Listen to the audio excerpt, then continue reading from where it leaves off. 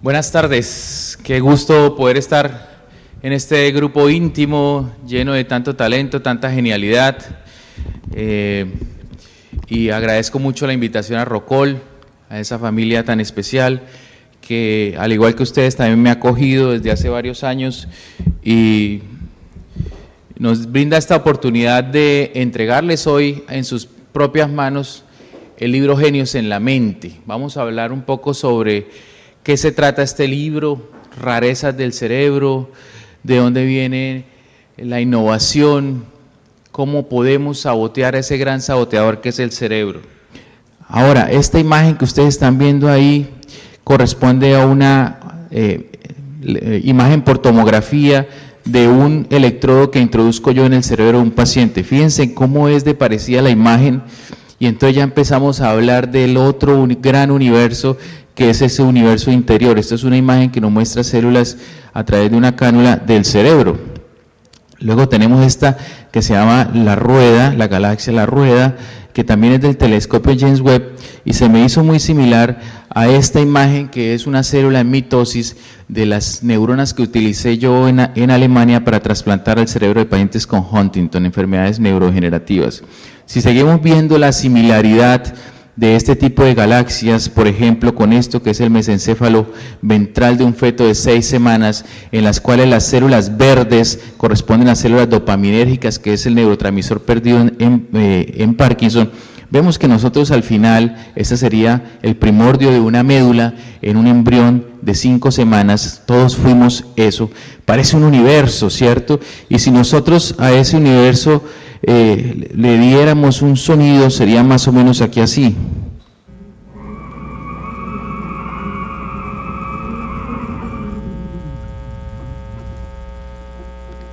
Un poco tenebroso ese sonido, ¿no?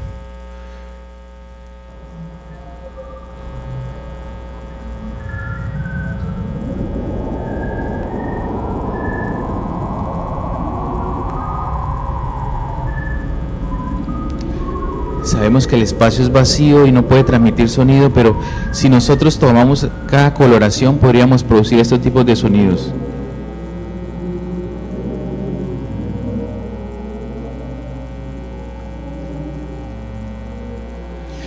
Pero lo más importante y de lo que se trata realmente, Genios en la Mente, es que ese universo exterior no existiría si no tenemos nuestro universo interior, que es nuestro cerebro.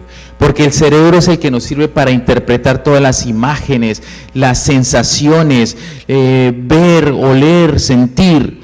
Este es un corte de la corteza occipital en donde vemos en las áreas rojas cómo hay un mayor metabolismo cuando yo estoy viendo determinadas imágenes que me hacen sentir cosas. Entonces cada vez que yo veo una película, veo una imagen, veo un amigo que me cae bien o me cae mal, yo voy a producir una emoción en mi cerebro, voy a llevar más sangre a determinadas estructuras cerebrales. Y por eso nuestro cerebro es el que nos permite interpretar todo lo que hay allá afuera. Si nosotros fuéramos ciegos o no sintiéramos todo ese gran mundo, universo exterior, no existiría. Esta imagen es diferente para cada uno de ustedes. A algunos les puede producir alegría ver un fuego, acordarse de una fogata o una cena romántica que tuvieron, a otros les puede producir miedo porque de repente se les quemó la casa o algo pasó, ¿cierto? Entonces, respondemos como seres individuales a cada una de esas estímulos.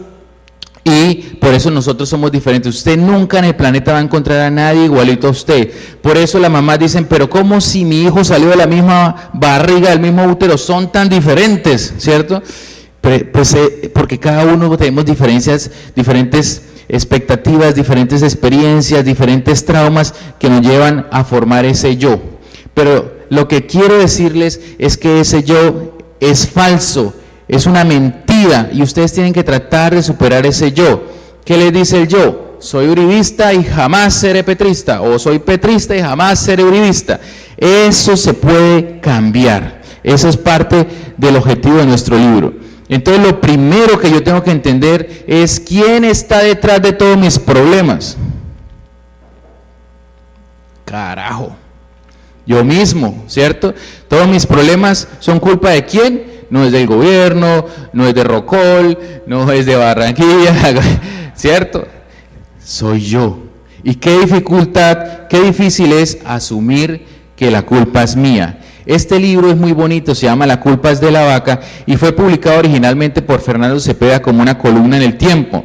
Y es una conducta muy latinoamericana relacionada con la ramificación de la culpa. Entonces la historia es que se estaba promoviendo la exportación de artículos colombianos de cuero a los Estados Unidos. Y un investigador de esa firma decidió entrevistar a los representantes de 2.000 almacenes de cueros en Colombia y les dijo, oiga, es que su cuero es de mala calidad y es muy caro, ¿qué pasa? Fueron a investigar y los vendedores de las tiendas dijeron, no, eso no es culpa nuestra, es de las curtiembres que cobran mucho. Bueno, vamos a donde las curtiembres. Fueron a donde las curtiembres, ¿por qué su cuero es tan caro? Ah, no, eso no es culpa de nosotros, son los mataderos que prefieren la carne y destrozan el cuero. Vamos a los mataderos. Oiga, ¿por qué el cuero colombiano no se está vendiendo bien? Los de los mataderos dicen, eso es culpa de los ganaderos que marcan el ganado y dañan el cuero. Vamos a donde los ganaderos. Señores ganaderos, ¿qué es lo que pasa? Que no están cuidando los cueros. No, lo que pasa es que las vacas se revuelcan, se vuelan, etcétera. Y bueno, finalmente se llegó a la conclusión de que no vender cuero colombiano era realmente un problema de la capacidad intelectual de la vaca. Después, como todo, la culpa es de la vaca para mujeres. Hay una edición de este libro para mujeres. La culpa de la vaca 2, la culpa es de la vaca remasterizado. Y claro, no podemos tener a todo el mundo de acuerdo. ¿Qué tal si la culpa no es de la vaca? ¿Qué pasa con nuestro lenguaje? ¿Tiene que ver algo en esa excepción de la culpa que tenemos en Latinoamérica? Pues resulta que idiomas como el alemán o el inglés explícitamente le dan la culpa a alguien por una acción, mientras que en el español no pasa eso. Entonces en inglés decimos I am sorry, ¿sí? Hay una persona, pero aquí decimos qué pena, perdón, qué pena. ¿Qué pena quién? I forgot, o se olvidó apagar la luz, pero el cuaderno se quedó en casa, o sea, el cuadernito se quedó ahí quietico en casa, o la más top en nuestro país, esa platica se perdió. Solita la platica se perdió, pero en inglés decimos, the minister stole or wasted the money, o el gobernador o el ministro se la robó, ¿cierto? O la lámpara se cayó sola. No, yo tumbé la lámpara. Entonces, diciendo esto, tenemos que tener certeza absoluta de que el cerebro es el órgano más importante del cuerpo humano. Y es el que tenemos, nosotros nos sentimos mucha vergüenza por estar un poquito gordos y, ay, que no he hecho la dieta, qué vergüenza mi cuerpo. Y donde escuchamos que haya vergüenza por nuestra mente, por nuestro cerebro, por lo que pensamos, por lo que decimos, por cómo hablamos, ¿cierto? Ahora, ¿quién dice que el cerebro es el órgano más importante del propio cerebro? Lo importante es que ni el corazón, ni el hígado, ninguno protesta, ¿no? Pero realmente es un universo exterior, igual que como el telescopio que nosotros no alcanzamos a descubrir, pero que sí tiene que llamarnos la atención de poder dominar y sabotear nosotros al cerebro, porque nuestro cerebro, la única diferencia que tiene con el cerebro de nuestra mascota es que tiene una corteza prefrontal. De resto, nosotros somos igual que la mascota, somos un cerebro reptil que nos pide sueño, sexo y comida. Y ahí andamos nosotros por el mundo como un animalito buscando esas tres cosas y no usando mucho nuestra corteza prefrontal, ¿cierto? Entonces aquí vemos todas las conexiones y después lo que entendemos es que estamos hablando de un sistema de cableado, ¿cierto? El problema de ese sistema de cableado es que esas vías que él creó son creadas por los hábitos. Y una vez yo tengo un hábito, romper ese hábito, por eso es que decimos, no es que yo soy así, es difícil. Lo interesante es que sí se puede romper un hábito y sí se puede tener neuroplasticidad y sí se pueden hacer muchas cosas sin importar la edad. Siempre hemos tenido un gran misterio por el cerebro y desde el principio sabíamos que aunque pensábamos que nos enamorábamos con el corazón o las mariposas en el estómago, siempre ha sido el cerebro. Y grandes tribus desde hace 10.000 millones de años se encuentran 8.000 millones de años se encuentran cráneos, ¿sí? Que tienen más de 10.000 años que han sido abiertos porque un paciente tenía algún trastorno psiquiátrico y decía, no, pues se le metió el demonio. Porque el ser humano siempre trata de buscar una explicación a lo que no entiende, ¿sí? Entonces, si el paciente estaba deprimido o estaba agresivo, hay que abrirle un huequito en el cráneo para sacarle ese demonio. Aquí decimos coloquialmente, me sacó la piedra, ¿sí? Y eso era más o menos lo que decíamos. Me molestó mucho abrir un cráneo. Y después nos dimos cuenta que funcionaba también con electricidad, y luego ya con el advenimiento de los microscopios vino la localización cerebral, que nosotros sabemos dónde están las estructuras que nos hacen tomar decisiones, dónde están las estructuras que nos hacen tener deseo sexual, dónde están las estructuras que nos hacen liberar hormonas, dónde están las estructuras de la memoria. Tenemos un sistema límbico que fue revisado en el 2020, ojo con eso, hay una nueva estructura en ese sistema de las emociones, y es la estructura del famoso, ¿en qué estás pensando? En nada. Mentira. Siempre, mujeres, el hombre está pensando en algo. No existe eso, y eso ya fue publicado en el 2020. Tenemos un área que se llama el área de default, donde cuando usted no está pensando en nada, sí está pensando en algo. Nos dimos cuenta a través de casos muy especiales en la neurociencia de que nuestra corteza prefrontal era la que nos daba esa capacidad de vivir en comunidad, de que si yo quiero ir al baño pues me aguanto, de que si yo quiero pegarle a mi jefe me aguanto, ¿sí? Y es esa corteza prefrontal que se descubrió a través del caso de Phineas Gage, que era un constructor de los ferrocarriles de Estados Unidos, al que por una explosión se le clavó una barra de metal en el lóbulo frontal, y el tipo que era el más juicioso de todos de repente empezó prostitutas, alcohol, no llegaba a la casa, etcétera. Entonces se dieron cuenta que los lóbulos frontales tenían que ver con ese comportamiento, ¿sí? Que se llama el control de los impulsos. Y aquí es muy importante hablar de los lóbulos prefrontales, porque son los que le van a generar a las personas el éxito. ¿Y qué es el éxito? El carácter. ¿Y qué es el carácter? El carácter no es ser el más bravo, ni el que no se le puede decir nada, no.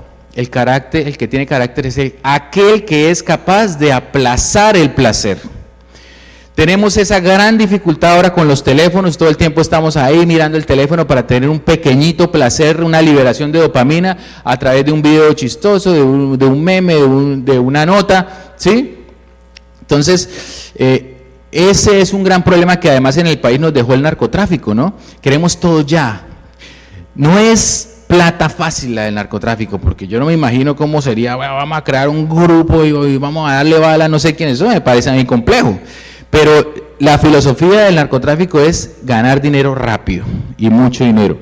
Entonces, lo que tenemos que volver es a la filosofía de esas dinastías japonesas donde se crea una empresa. Rockall tiene que durar por muchos años después de que ya no esté Roberto, después de que ya no esté Richie. Ese sería el objetivo, que aplazar esa recompensa a tener dinero ya. No, eso tiene que ser algo que se mantenga en el tiempo. Y eso lo da la corteza prefrontal, ¿sí? Conocen a una mujer, ya, venga, ya. No, calma, llévala a cenar, conózcala, ¿sí? Ese tipo de cosas, carácter, eso es el carácter. Cuando nos dimos cuenta de que la corteza prefrontal tenía que ver con el control de los impulsos, y los pacientes que tenían trastornos psiquiátricos, agresividad, etcétera, se podían tranquilizar a través de ese control, nacen estas leucotomías. Es un procedimiento de consultorio. El problema de esas famosas lobotomías es que quedaba tan tranquilo que ya no tenía más iniciativa, ya no quería hacer nada más. Y esto era un procedimiento que ni siquiera hacían neurocirujanos, eran los propios psiquiatras en su consultorio. Hasta que se le hizo la leucotomía a la esposa de uno de los Kennedy, quedó prácticamente sin ideación, sin atención, sin iniciativa, y ahí se suspendió y murió este campo. Después, Taylor que en el 50 dijo, bueno, pero no hagamos una leucotomía completa, hagamos una pequeña lesión. Y vea esto tan interesante. Radiocirugía estereotáctica, lesiones que hoy en día están volviendo para trastorno obsesivo compulsivo, para depresión, para agresividad, a través de radiocirugía. Después nos dimos cuenta entonces que nosotros podíamos controlar la mente, el control de la mente, y se hace este experimento con un toro de 250 kilos, donde el doctor José Delgado, que era un español, le puso un electrodo en el núcleo caudado y dijo, vea, yo acá a través de un control remoto voy a lograr que este toro a mí no me ataque. y todo el mundo decía, pero este doctor está loco, ¿cómo lo va a controlar? Allá atrásito ustedes ven el doctor está un poquito aún tímido de si funciona o no funciona, ahí viene el doctor. Entonces, esto por telemetría le va a pasar una corriente en el núcleo caudado al toro y el toro debe detenerse, queda absolutamente quieto a través del control por un estimulador que pasa corriente. Entonces, ustedes ven ahí el experimento, ya tiene puesto el electrodo normal, el electrodo está apagado, ataca normal, ese es su instinto, y ya cuando sale el doctor, ahí viene el doctor, se dejen quieto el toro. Entonces, cuando el toro lo va a atacar, él enciende el estimulador y el toro se queda quieto. Entonces, logramos además el control de la mente a través de la electricidad de estos aparatos y es el nacimiento de lo que se llama la neuromodulación. Yo puedo controlar el cerebro de alguien a través de neuromodulación. Entonces hay algo más ahí como en ese universo exterior que es diferente, que todavía no entendemos. Lo que sí sabemos es que nuestro cerebro funciona con electricidad y si funciona con electricidad, nosotros podríamos tal vez controlarlo a través de electricidad. Y eso es parte de lo que yo hago todos los días, colocar electrodos en núcleos específicos del cerebro, que algunos son de control motor y otros son de control emocional o cognitivo y cambiar la circuitería del cerebro. Entonces yo puedo cambiar cómo funciona un circuito a través de electricidad. Y ahí volvemos un poquito a las imágenes que vimos al principio, donde se producía un sonido en el universo exterior. Para producir este tipo de sonidos, cuando yo coloco un electrodo en el cerebro de un paciente, nuestro cerebro está disparando así. Y yo sé por el sonido en qué área estoy. Fíjense que interesante, los sonidos son diferentes dependiendo de las áreas en las que yo esté en el cerebro. Entonces, si yo estoy en el núcleo subtalámico, yo sé que estoy en el núcleo subtalámico porque a mí me recuerda el sonido de una lluvia en una teja de zinc, por ejemplo. Vamos a ver si lo puedo rebotar. Pues imagínense que están allá en una teja de zinc, está lloviendo, yo ya sé que llegué al núcleo subtalámico. Entonces, ¿cómo funciona? Pues un electrodo colocado ahí, como ustedes ven, en núcleos diferentes. Los núcleos, usted lo que hace es agarrar una avenida que va hacia y que tiene alguna función. Entonces, fíjense en este caso tan interesante. El próximo caso que les voy a mostrar es un paciente con una distonía. Una distonía es una rigidez absoluta de todos los músculos, totalmente involuntaria. Fíjense en el compromiso tan importante que tiene este paciente. Eso se llama una retrocólisis, se va hacia atrás, todos sus músculos, no puede hablar, no puede comer. ¿Sí? ¿Esto qué hacía? Pues los exorcizaban antes. Ahora le colocamos un electrodo en el globo pálido interno con determinada frecuencia de estimulación y este es el paciente después de la cirugía. Entonces, a través de hackear el cerebro, nosotros podemos mejorar la calidad de vida de muchos pacientes. También a través de lesiones cerebrales, ya les mostré. Este es un caso de una señora de 85 años con un temblor.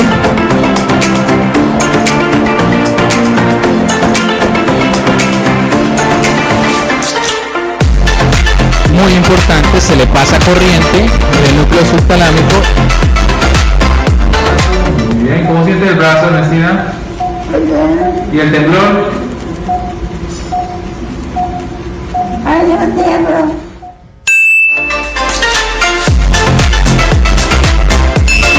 El posturismo no es una foto, créanme que es un video. Entonces, todo esto nos lleva a también entrar en el mundo de la parte cognitiva. Este es un paciente muy agresivo, ¿sí? Con secuelas de un citomegalovirus en el nacimiento, y mientras él esté despierto golpea a todo el mundo, es severamente agresivo. Entonces el paciente se lleva a la cirugía hipotálamo posterior y luego queda muy tranquilo. Esto no quiere decir que van a llevar a todos sus esposos o sus esposas a ponerle un electrodo, ¿sí? Podemos hacer neuromodulación también de manera no invasiva, que es parte importante del libro. ¿Cómo podemos neuromodular también el cerebro? Haciendo neurotrasplante. ¿Cómo es eso de trasplante? No vamos a trasplantar un pedazo de grasa como es el cerebro, pero sí neuronas. Esto es el mesencéfalo ventral de un embrión de 4 semanas al cual yo le sacaba las células dopaminérgicas, las preparaba, las volvía a tejido y las implantaba en el cerebro de estos pacientes en Alemania, y mejoraban mucho con inyecciones en el núcleo, en el putamen, en el caudado. La corea de Huntington, que es muy prevalente aquí en Barranquilla, en Juan de Acosta, y el Parkinson. Entonces tenemos que saber y tenemos que hablar de una cosa que se llama synaptic pruning, y es que los niños cuando nacen es cuando tienen mayor cantidad de conexiones cerebrales. Si ustedes van a ver quién pesa más, si el cerebro de un hombre o una mujer, resulta que el del hombre es más grande y pesa más. ¿Y eso quiere decir que somos más inteligentes? No, ¿cierto? Ellas son tan inteligentes que a veces nos hacen creer que somos más inteligentes, pero eso es otra historia. ¿Por qué no somos más inteligentes y el cerebro más grande? Porque tiene el mismo número de conexiones, incluso las de ellas pueden tener más. ¿Qué pasa con las conexiones? Los niños cuando nacen es cuando usted tiene mayor número de conexiones hasta los 3 años. Ese niño es capaz de aprender todos los idiomas que usted quiera si usted se los enseña. ¿Y qué hacemos nosotros? ¡Uy, tiene el niño más bonito del mundo! Hasta los 3 años. Entonces al niño, si no usa esas conexiones, úsalas o piérdelas.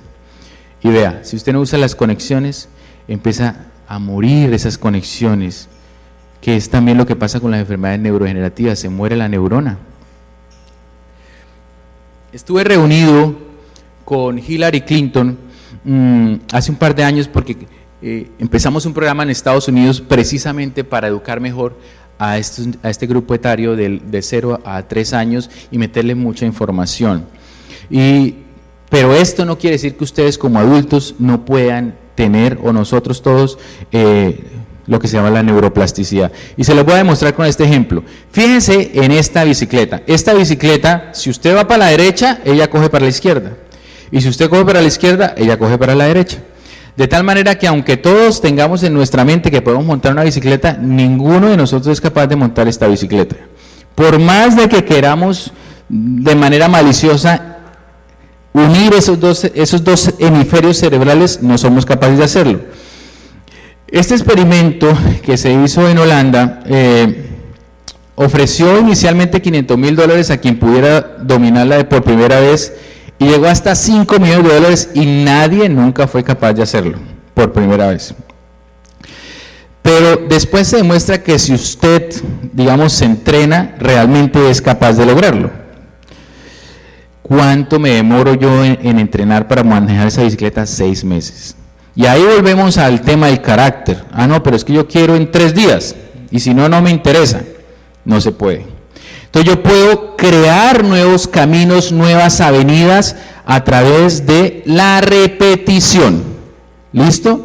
Entonces todos empezamos alguna vez a estudiar francés o a estudiar alemán, pero yo paré, no me acuerdo de nada, porque eso que iba creciendo dejó de crecer y se murió. Entonces el camino es la repetición. Pero nuevamente, ¿quién tiene más neuroplasticidad? Los niños. Este sí aprende en 3 semanitas.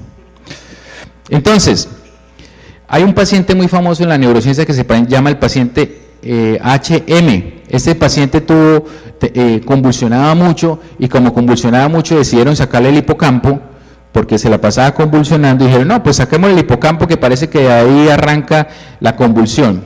Una vez le sacaban el hipocampo, si él estaba viendo televisión, ya después no se acordaba de nada. Entonces ahí descubrimos que el hipocampo era el centro de la memoria. Si el hipocampo es el centro de la memoria y yo quiero aprender a hacer nuevas cosas, pues tengo que trabajar en el hipocampo. El hipocampo trabaja de 2 formas, si ustedes quieren aprender un nuevo idioma, alguna cosa. Entonces lo primero es una gran sorpresa. Si ahorita aquí entra alguien disparando, nunca en la vida se les va a olvidar. O alguien desnudo, algo, en la reunión de Rocoli, eso no se les va a olvidar nunca. De resto, muchas cosas se le van a olvidar de esta reunión. Entonces, si no es una gran sorpresa, ¿qué tengo que hacer? Repetir. El recuerdo se va a la corteza, luego se va al hipocampo, luego vuelve a la corteza, y ahí yo aprendí. Entonces, recordar que si yo no creo el hábito, el cerebro va a mandar esa corriente, esa energía por el sitio donde haya menos resistencia.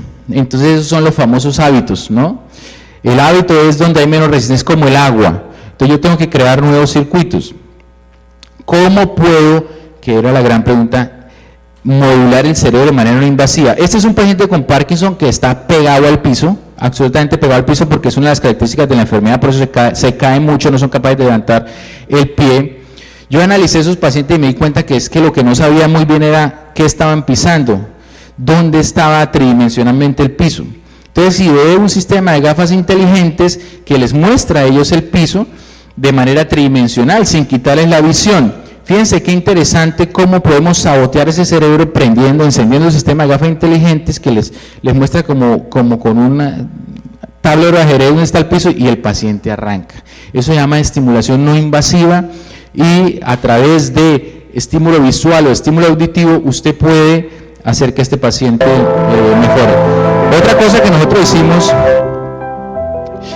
es que usted puede, en pacientes ciegos, por ejemplo, que no pueden ver, crear imágenes. ¿Cómo así? Eso está todo en el libro. Vamos a hacer ver a los ciegos, ¿sí? Cuando yo le comenté este experimento, mi mamá me dijo, ¿por qué mejor no va y opera y trabaja, que ahora va a hacer ver a los ciegos, Jesucristo?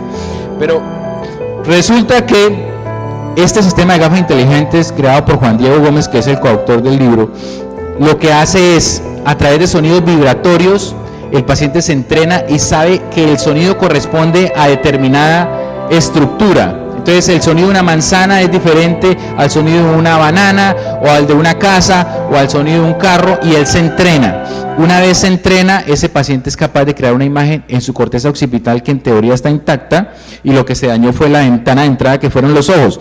Y miren las imágenes que se producen. Entonces el paciente, a través de los sonidos, ese es el sonido que él escucha, es un sonido vibratorio porque él tiene que escuchar lo que pasa alrededor. Entonces el plato suena diferente que el cuchillo suena diferente que el tenedor, y ellos empiezan a crear esas imágenes en su corteza occipital, y eso para ellos es fantástico. Por supuesto que hay que entrenarlos, ¿sí? La forma de una casa, el color de la manzana, etcétera. Bueno, miren, ya me están haciendo aquí caras que se nos acaba el tiempo, pero quiero mostrarles varios experimentos que están ahí en el libro. Estos dos miquitos, vamos a ver si corre el video. Estos dos miquitos, vamos a hacer un experimento. Todos los días ellos pagan con una piedrita que tienen ahí, y después de que pagan se les da un pepino. Vamos a ver si esto está aquí. Ponle aquí. Él paga por un pepino, es lo que se les da siempre. Listo, ya pagó, se le da su pepino.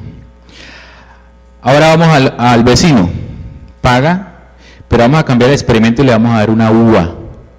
La uva es más rica, es más dulce. Ay, vea, me dieron una... Ay, hoy hay uva, dice otra vez el de este lado. Venga, deme uva. Y vuelven y le dan pepino. ¿Qué pasa?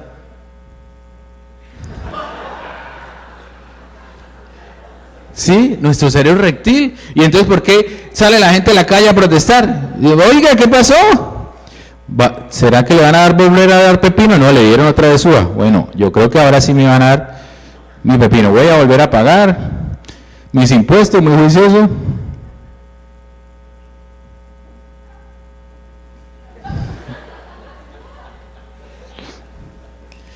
Entonces, tenemos que entender, claro, que tenemos nuestros instintos animales, y por eso es que tenemos que ser capaces de sabotear ese cerebro. Voy a tratar de terminar aquí rápidamente, para no dañar, digamos, la agenda que hay. Y quiero decirles que por favor se olviden de los límites del yo. Los límites que les puso su mamá, su patria. A usted le dicen, vea, usted es esta religión, usted es de este equipo, usted piensa así políticamente. Si usted se olvida de esas limitaciones que le da el yo, se vuelve raro. Y al volverse raro, se vuelve notorio. Y el que es notorio, hay que descabezarlo. Entonces la rareza tiene un gran precio, pero no podemos olvidar que ninguna de las personas que están escritas en la historia será recordado por ser normal. Sin embargo, todos tenemos una adicción a ser normales, porque es que si yo soy un poquito diferente, entonces de pronto ya no gusto mucho, quiero ser amigo de todos, ¿sí? Y no hay digamos, una sola clave para el éxito, pero sí para el fracaso, que es tratar de ser amigos de todos y tratar de que todo el mundo esté contento, ¿sí? Mire, ese yo es una mentira. Vamos a pasar aquí, rápido. Este es un experimento en el cual la persona, nosotros decimos, yo me llamo, ¿no? ¿Usted quién es? William, Richie. Tenemos un nombre. De repente, los niños a veces dicen, no, de ahora en adelante yo me llamo es Lucho. Pues sí, se llama Lucho. Y nosotros, no, es que usted se llama es Luciano. digamos, de que yo estoy aquí adentro. Si usted le dice a las personas, ¿dónde está su mente? Acá. La mitad dice que acá y la otra mitad dice que acá. Y si nosotros le decimos que no está ahí, sino que está fundida con el universo, y si yo les digo que este brazo no es el suyo, ahí sí la gente se vuelve loca, porque le estamos sacando el yo del propio cuerpo. Fíjense en este experimento. Entonces ustedes ven ahí una persona que tiene los dos brazos, hay uno de mentiras, y vamos a hacerle una caricia a las dos manos. Entonces nosotros ahondamos mucho en esto, hicimos unos experimentos muy interesantes donde a través de realidad virtual el paciente se paraba y se veía por detrás. Este es el mismo paciente pero viéndose adelante. Imagínense ustedes viéndose adelante. Porque la percepción que ustedes tienen de su cuerpo es totalmente diferente a la percepción real. Y si no me creen, píntense en la boca hoy en el espejo y verán que, o la cara, y verán que es muy pequeñita la imagen que ustedes ven en el espejo. Eso no son ustedes, ¿sí? Entonces uno nunca se ha visto por detrás. Bueno, hay algunas mujeres que se voltean y se miran, pero realmente uno nunca se ha visto por detrás como un todo, y cuando ve esa sensación de verse por detrás y que uno empieza a tocarlo, la gente se vuelve loca. Es como una falsa percepción de sí mismo, como lo que describen las personas que dicen que murieron y que volvieron y que vieron al cirujano, etcétera. Y esa falsa percepción de sí mismo es un experimento muy interesante para que uno se libere de su propio yo. Entonces aquí, por ejemplo, estamos haciéndole una caricia a este muñequito.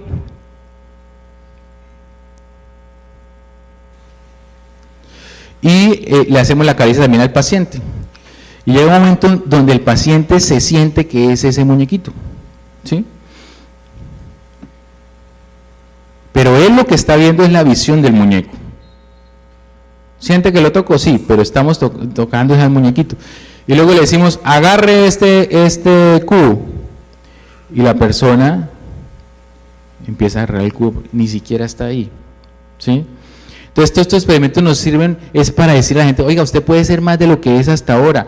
Usted está en modo automático. Si yo les dijera, y eso lo ven en profundidad en el libro, que ustedes hoy no se vistieron, que ustedes ni siquiera cogieron el avión para ir a Barranquilla los que viajaron, sino que eso lo hizo de modo automático su propio cerebro, entonces ahí ya ustedes empiezan, oiga, ¿qué estoy haciendo con mi vida? Y vea, voy a terminar con este experimento. La línea comienza acá, no más. Vamos a hacerlo aquí al frente en Buenavista. La línea comienza acá. Nadie interesado, llegó el primero. No sé qué era, pero ¿quién comienza la línea? Oiga, ¿y qué está haciendo? No sé, pero la línea comienza acá. La línea. Entonces vamos de modo automático por la vida.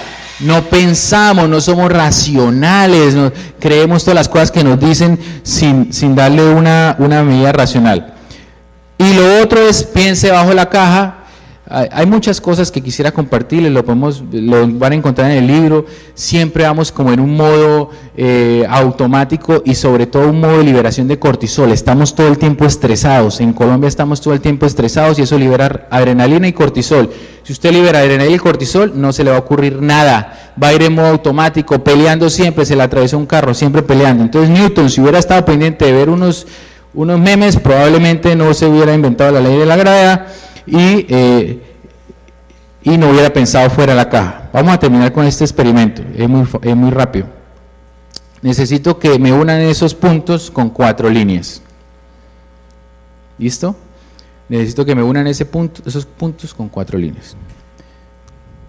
Vamos a hacerlo juntos. 1, 2, 3, 4. Te llamamos a Roberto, te llamamos a Richie, oiga, la tarea que me puso no se pudo, no se puede.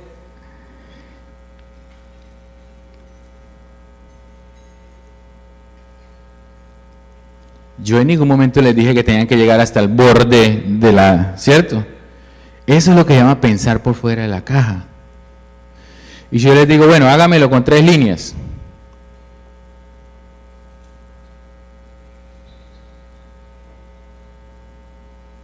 Todavía me salgo más de la caja, ¿cierto? Y si yo les digo, bueno, ya saben cómo es, entonces hágamelo con una sola línea.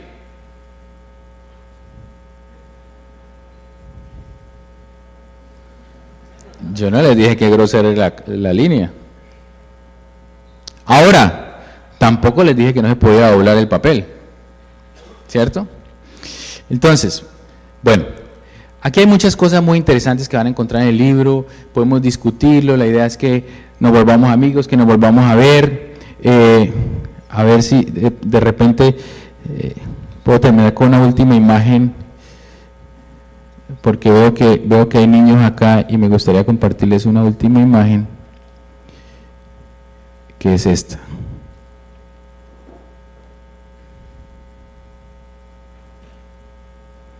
Ese soy yo y mi hermano, o mi hermano y yo, perdón. Entonces, Halloween, todos los niños, Superman, Batman, no sé qué, y siempre que nos reunían, bueno, ¿usted qué? No, yo rayos X, vuelo, no sé qué, Entonces un Halloween yo dije, no, yo no quiero esa vaina. 5 Supermanes, y si soy Batman, entonces hay 8, y si hay vaqueros, entonces un montón. No, mamá, yo no voy a ir si yo no me disfrazo de algo diferente. ¿De qué? Pero es que tiene que ser raro porque si no, no quiero. ¿De qué?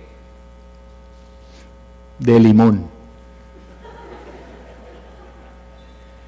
Pero esa vaina no tiene ningún sentido. Bueno, pero yo cumplí mi objetivo, que era que nadie era limón. Y entonces allá, claro, eso, la rareza tiene un precio. Yo ahí me estaba ahogando, terrible, los niños, ¿usted qué hace? Yo vuelo, ¿usted qué hace? Oh, limonada, no sé qué hago. Después en México, con esta historia, conocí a un niño que se disfrazó de pasto, era pasto el niño. Pero esas rarezas hay que aplaudirlas. Después, claro, en el siguiente Halloween me di cuenta que tal vez no había mucho futuro como el limón, entonces ya empecé a armar mi propia clínica. Ahí están los niños detrás, todos enfermitos, etcétera. Pero esas rarezas son las que hay que aplaudirle a sus hijos, porque esas rarezas son las que lo llevan a uno a interrogarse muchas cosas, a hacer una investigación, a ser un poquito raro, y eso es lo que les quiero presentar ahí en el libro. Muchas gracias.